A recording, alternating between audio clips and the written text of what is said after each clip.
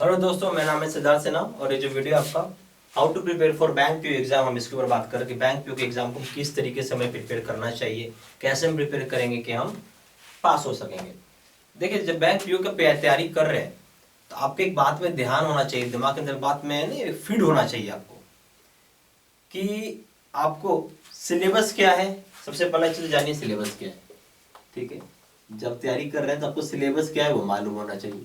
ठीक है, प्रीलिम्स होगा, फिर मेंस होगा। ठीक है, ये सारी चीज़ आपको मालूम होना चाहिए। प्रीलिम्स में फिर कितने सेगमेंट होंगे, जैसे प्रीलिम्स में जाएंगे तो आपको दिखेगा कि रीजनिंग पूछ रहा है, ठीक है, मैथ पूछ रहा है, इंग्लिश पूछ रहा है। ये सारी चीज़ आपको बेसिक जिसको हम बोलते हैं, ये सारी चीज़ आपको बेसिक मालूम है होना चाहिए। ठीक है, सिलेबस के बिना सिलेबस आप कुछ कर नहीं पाएंगे। सारी टॉपिक्स पढ़नी होंगी, ईच एंड एवरी टॉपिक आपको करना होगा। ठीक है, ईच एंड एवरी टॉपिक आपको करना होगा। ठीक है, अच्छे से प्रिपेयर करेंगे। अब इसमें भी क्या है, आप क्या कर सकते हो, मैं एक चीज बोलूंगा आपको स्पष्ट रूप से। आप YouTube पे ऑलरेडी बहुत सारी चैनल्स जो हैं लाइव क्लासेस चलाती हैं।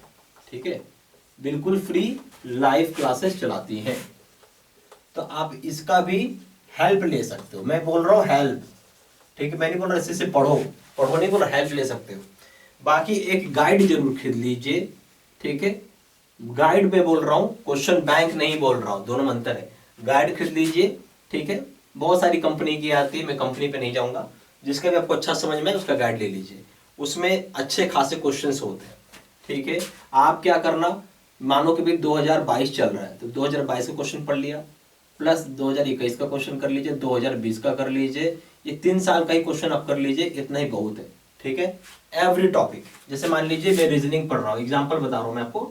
तो रीजनिंग पढ़ा तो उसमें एक टॉपिक का नाम हो गया सिलोगिज्म। ठीक है, फिर दूसरा टॉपिक का नाम हो गया डायरेक्शन सेंस।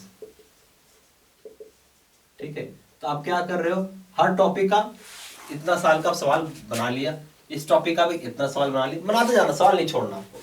तो इस तरीके से अगर आप पढ़ेंगे तो आपको पूरा अच्छा से हो पाएगा, तैयारी हो पाएगा। हर टॉपिक को करना जरूरी है।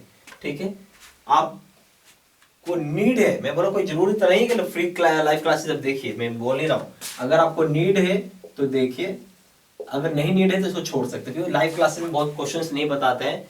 यहाँ पे भी आप समझ के रखें कि 5 क्वेश्चन से लेके मैक्सिमम बता रहा हूँ आपको, कोई 10 क्वेश्चन पढ़ा देगा या फिर 15 क्वेश्चन तक करा सकता है आपको, ऐसा तो कोई कराएगा नहीं। तो आपको ज्यादा क्वेश्चंस खुद ही करना है, सॉल्व करिएगा तो ये समझ में आएगा। दूसरा चीज, टाइमर लगाइए। घर में घड़ी होगा ही या मोबाइल में होगा, नहीं तो आप मोबाइल में लगा लीजिए टाइमर।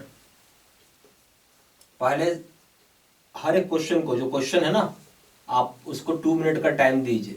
2 मिनट के टाइम से सॉल्व करना चालू करिए। ठीक है, सॉल्व करिए आप इसको, फिर इसको समय को रिड्यूस करते हुए क्वेश्चन को आप 1 मिनट पे ले आइए। टाइम लगेगा इसको करने में, फिर सॉल्व करिए। तो आप देखिएगा कि आपका स्पीड बढ़ जाएगा। इससे क्या हो जाएगा, आपका स्पीड बढ़ जाएगा। ठीक है, स्पीड बढ़ने से कुछ नहीं होना चाहिए, एक्यूरेसी भी आपकी होनी चाहिए। तो सबसे बड़ी बात है एक्यूरेसी भी होना चाहिए। ठीक है, ये सारा चीज अगर आप करेंगे तो आराम से आप पास कर पाएंगे। अच्छा, रह गया बात आपका करंट अफेयर्स का, ये भी एक पार्ट है, मेन से पूछते हैं। तो करंट अफेयर्स आप तभी पढ़ना जब आपका प्रीलिम्स क्वालिफाई हो जाता है, तो ही आपको पढ़ने की जरूरत है। झूठ मूठ का इस पर टाइम बर्बाद करने से कुछ नहीं मिलेगा। मान लीजिए प्रीलिम्स से नहीं निकल रहे तो मेंस का आप करंट अफेयर्स पढ़ के करोगे ही क्या। तो इसलिए पहले प्रीलिम्स क्वालिफाई करें, फिर करंट अफेयर्स आप पढ़िएगा। तो आई होप आपको पूरा अच्छे से समझ में आ गया होगा। ऐसे ही सब करना है, रीजनिंग, मैथ, इंग्लिश। ठीक है, स्ट्रेटजी बनाना है, तैयारी करना है, गाइड खरीद लेना है और उसके हिसाब से आपको पढ़ना है। ठीक है, फिर भी कुछ ऐसा मन में डाउट होगा तो आप कमेंट के जरिए पूछ लीजिएगा। Thank you.